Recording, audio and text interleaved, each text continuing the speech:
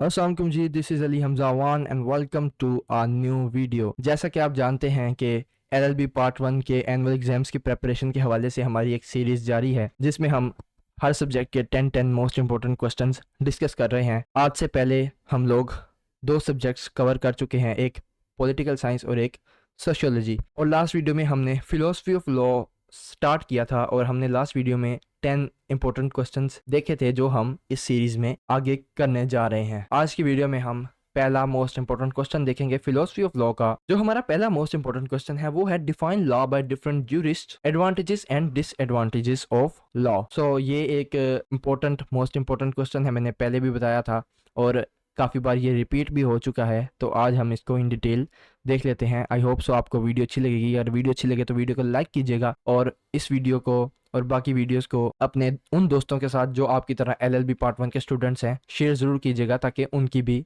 Help हो सके। तो बढ़ते हैं इंट्रोडक्शन की जानिब। Introduction. Law is an essential element of a well organised society. It governs human behaviour, maintains order and ensures justice. Law जो है वो एक इसेंशियल एलिमेंट है, एक बुनियादी एलिमेंट है किसी भी वेल ऑर्गेनाइज्ड सोसाइटी के लिए। ये ह्यूमन बिहेवियर को गवर्न करता है, उसे मेंटेन करता है, ऑर्डर मेंटेन करने के लिए और जस्टिस को इंश्योर करने के लिए ज़रूरी है। Without law societies would descend into chaos. Various jurists have defined law differently based on their perspectives. तो कहते हैं कि विदाउट लॉ के बगैर जो सोसाइटीज़ हैं वो तबाह हो सकती हैं और सोसाइटीज़ को लॉ के बगैर चलाना बहुत मुश्किल है। उसके बाद डिफरेंट जूरिस्ट ने अपनी अपने तरीके से लॉ को अपने अपने पर्सपेक्टिव से बयान किया है, उसकी डेफिनेशन दी है। उसके बाद है हमारे पास meaning of law. Law refers to a set of rules and regulations imposed by a governing authority to regulate human conduct. Law क्या है? A set of rules and regulations, rules and regulations का ऐसा मजमूआ जो कि किसकी जानिब से impose किया जाता है? गवर्निंग अथॉरिटी की जानिब से, जिससे कि ह्यूमन कंडक्ट को, ह्यूमन बिहेवियर को रेगुलेट किया जा सके। It ensures justice, resolves disputes and upholds social order. Law varies across societies but has a common goal, maintaining peace and harmony. तो ये जस्टिस को इंश्योर करता है, डिस्प्यूट्स को रिजोल्व करने के लिए यूज होता है और सोशल ऑर्डर मेंटेन करने के लिए लॉ यूज होता है।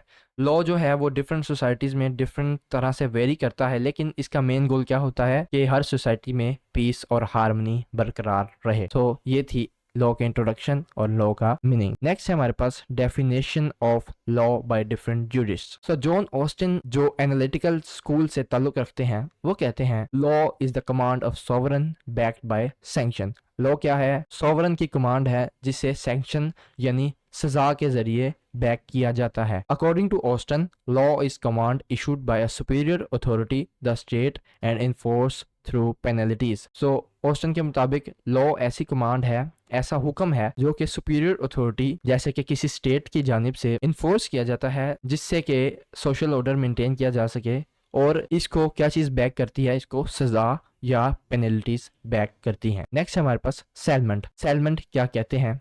Law is the body of principles recognized and applied by the state in the administration of justice. So, administration of justice के लिए एक body of principle जो कि किसी state की जानिब से recognized और apply किया जाता है उसे कहते हैं law. This definition emphasizes that law is a set of principles used to administer justice. ये definition हमें क्या बताती है कि जो law है वो principles का, कवानीन का एक ऐसा मजमुआ है, असूलों का एक ऐसा मजमुआ है जो कि जस्टिस को एडमिनिस्टर करने के लिए बनाया गया है। Number 3, Hans Kelsen. Hans Kelsen कहते हैं law is a normative science that determines what ought to be done. Kelsen sees law as a system of norms rather than a command. तो कैल्सन का नैरेटिव, कैल्सन का perspective ज़रा थोड़ा different है। वो कहते हैं कि लॉ है वो नॉर्म्स का, वैल्यूज़ का एक सिस्टम है रेदर देन के वो एक कमांड है सॉवरन की। उसके बाद हमारे पास है नंबर 4, रोस्को पाउंड जो कि सोशियोलॉजिकल स्कूल से ताल्लुक रखते हैं। वो कहते हैं law is a tool for social engineering. Law एक औजार है सोशल इंजीनियरिंग के लिए। Law is use to shape society and balance conflicting interest.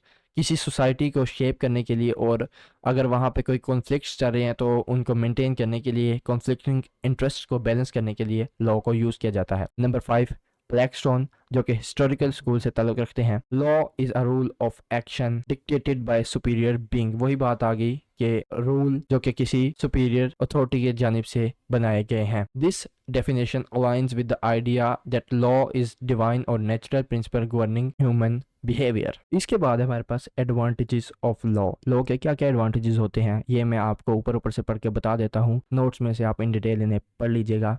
तो पहला एडवांटेजेस है ऑर्डर मेंटेन किया जाता है लॉ के ज़रिए। दूसरा है कि लोगों के राइट्स प्रोटेक्ट किए जाते हैं। Number 3 to ensure justice. Number 4 regulates conduct.